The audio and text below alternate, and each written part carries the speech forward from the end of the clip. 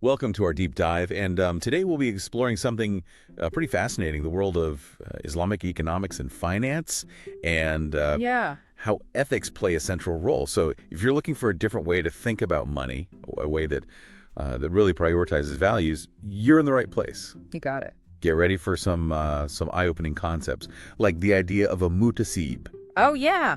Now, Muhtasib is basically you could think of it like an ethical watchdog for the marketplace, making sure that businesses are operating fairly and ethically. And that's really a key difference that sets Islamic economics apart. I mean, it challenges the very foundation of how we conventionally think about economics. Yeah. So how does Islamic economics approach this? What makes it so different? Well, it starts with this idea that you can't separate ethics from economics. In conventional economics, ethics are often seen as like an afterthought or like an optional add-on. Right. But in Islamic economics, ethics are woven into the very fabric of the system. So it's not just about like sprinkling a little bit of ethics on top. It's like baking it into the whole pie. Exactly. It's about making sure that every single economic action, every financial decision aligns with Shari'ah. Now, for those who might not be familiar, Sharia encompasses both legal and moral guidelines, right? Exactly. It's a comprehensive framework that guides every aspect of life, including economics and finance.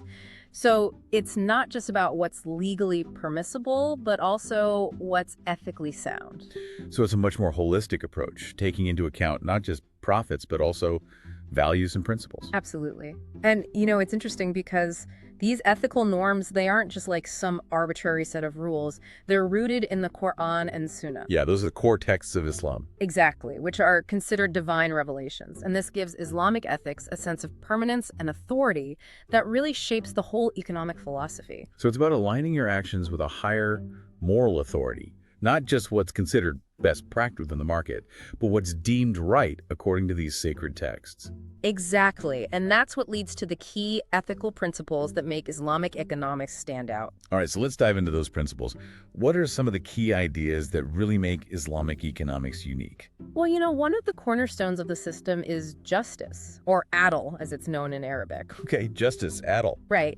It's about ensuring fairness in every transaction, preventing exploitation, and making sure everyone has a fair chance to benefit. It's really about leveling the playing field. So it's not just about making a profit, but making it ethically, in a way that doesn't harm or take advantage of others. Exactly. And along with that, honesty, or sidq, and trust, or amana, are absolutely paramount in Islamic economics. Okay, so honesty and trust. Right. It's about transparency, building financial relationships on integrity where everyone's upfront and fulfills their obligations. It's about no shady deals, no hidden agendas. Sounds refreshing, right? Especially in a world where, financial scandals seem to be all too common. And this isn't just an idealistic notion. These principles are deeply ingrained in the culture of Islamic finance. They are crucial for establishing trust, which is really the foundation of any healthy economic system. Yeah, it definitely makes sense that trust would lead to more stability and sustainability in the long run. Absolutely. And then there's this beautiful concept of benevolence, or ihsan. Benevolence. Ihsan. This is where Islamic economics goes beyond just basic fairness and actually encourages generosity and kindness in economic interactions. So it's like, make a profit, yes, Yeah. but also be a good person, be kind and give back to the community. Exactly. And then another principle is the prohibition of harm, which I think resonates with a lot of people today. Avoiding harm. Yeah, it's about recognizing that financial decisions have a ripple effect. They impact not just individuals, but the whole society, the environment, even future generations. It's about considering the broader consequences of your actions, not just the immediate bottom line. I see this connecting with the growing interest in things like ethical investing and socially responsible businesses. Oh, absolutely. Islamic finance has been emphasizing these ideas for centuries, encouraging investments that are aligned with social good, that take into account the well-being of the planet and all its people. It's about aligning your financial decisions with your values and contributing to a better world through how you use your money. Exactly.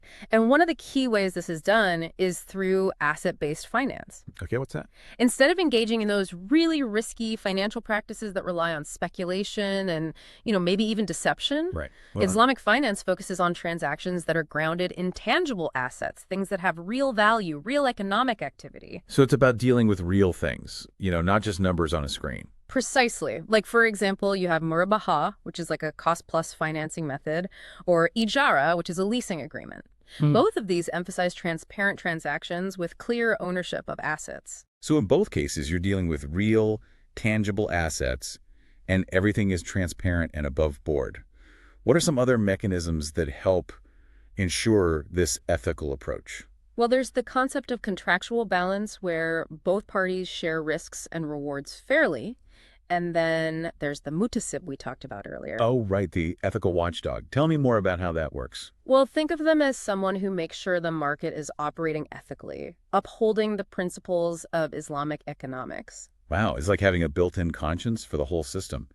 It's fascinating how much emphasis is placed on ethical conduct. It really is. These aren't just suggestions, they're woven into the very fabric of Islamic finance. This has been incredibly insightful. We've just scratched the surface of Islamic economics and finance, but I'm already seeing how much there is to learn. Oh, we've only just begun. There's a whole world of ethical considerations and practices we haven't even touched on yet, from dual moral screening to the prohibition of interest.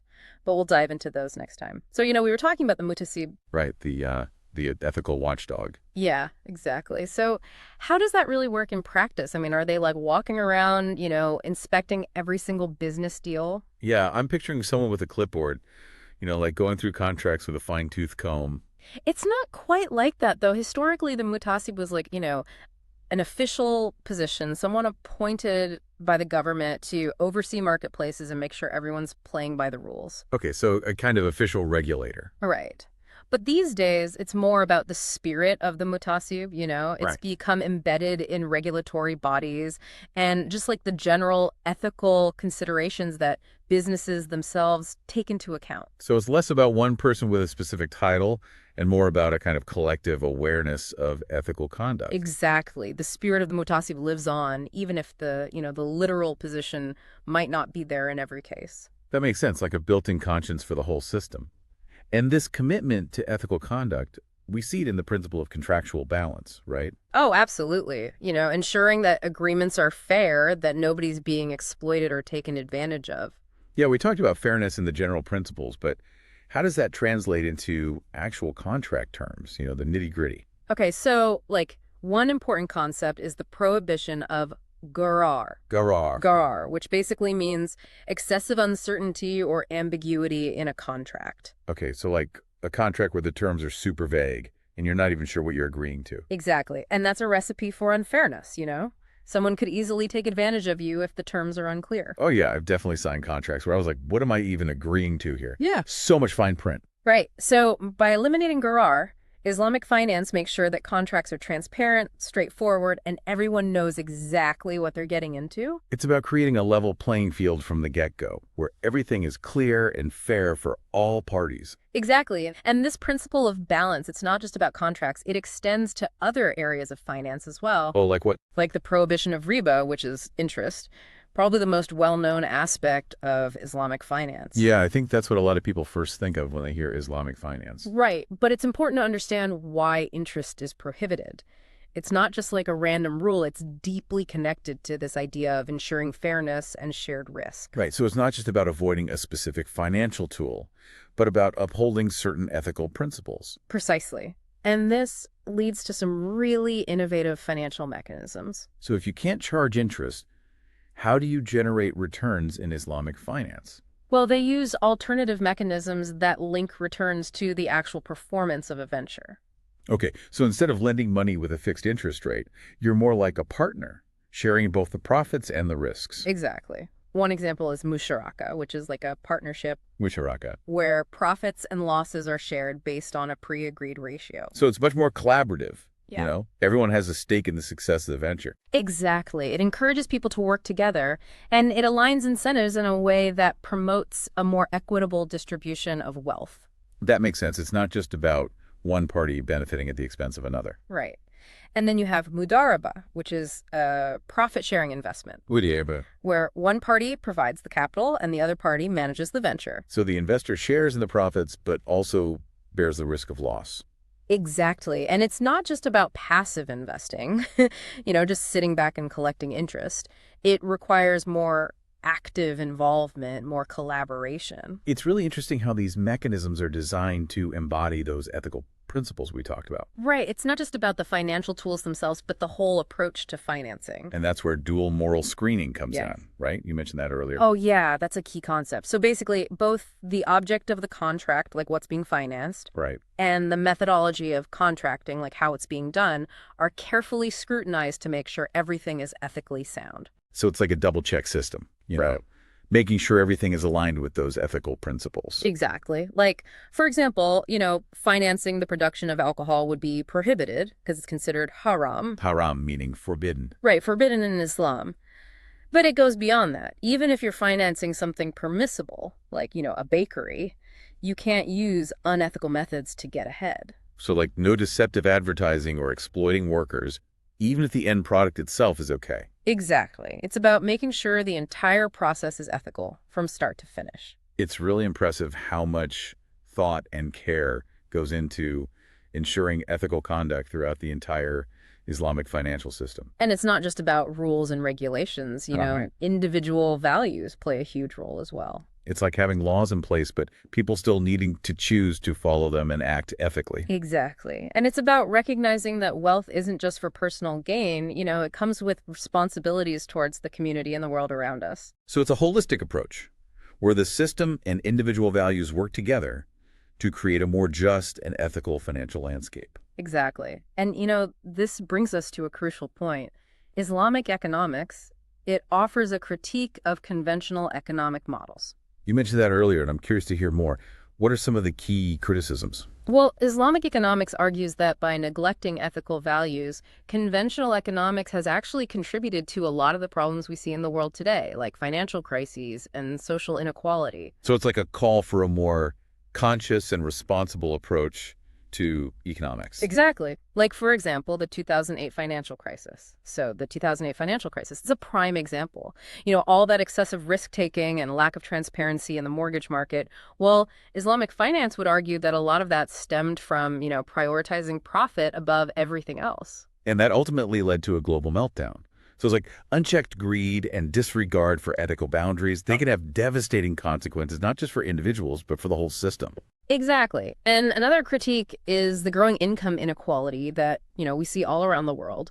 Conventional economics, it often just focuses on maximizing overall wealth without really addressing how that wealth is distributed. Right. So it's not enough to just create wealth. You have to think about who benefits from it, how it's shared. Exactly. And that's where Islamic economics, with its emphasis on social justice and equitable distribution, offers a different perspective. Yeah, I'm seeing that.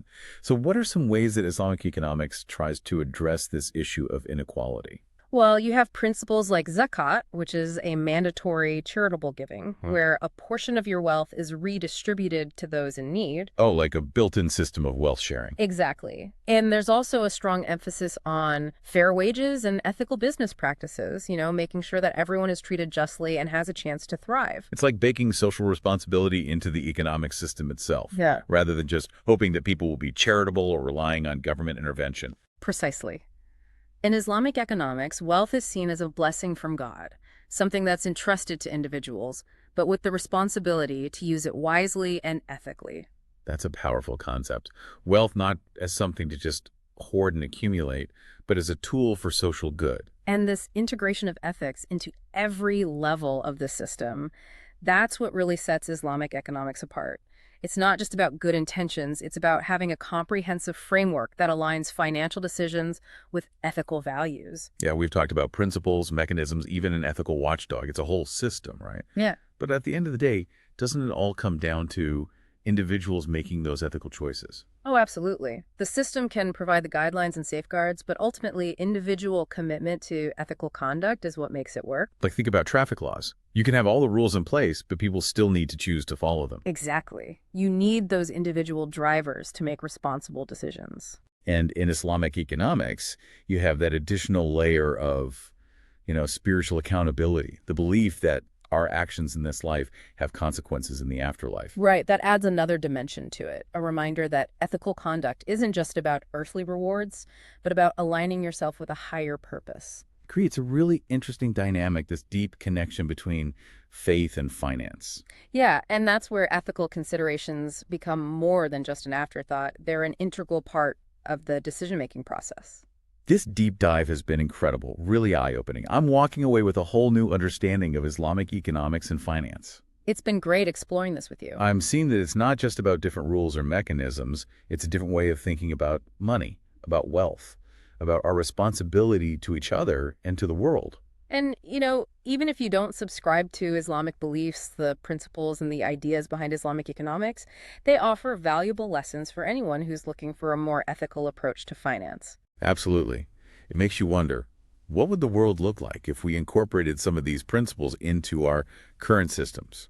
Could we create a more stable, a more just, a more sustainable financial future for everyone?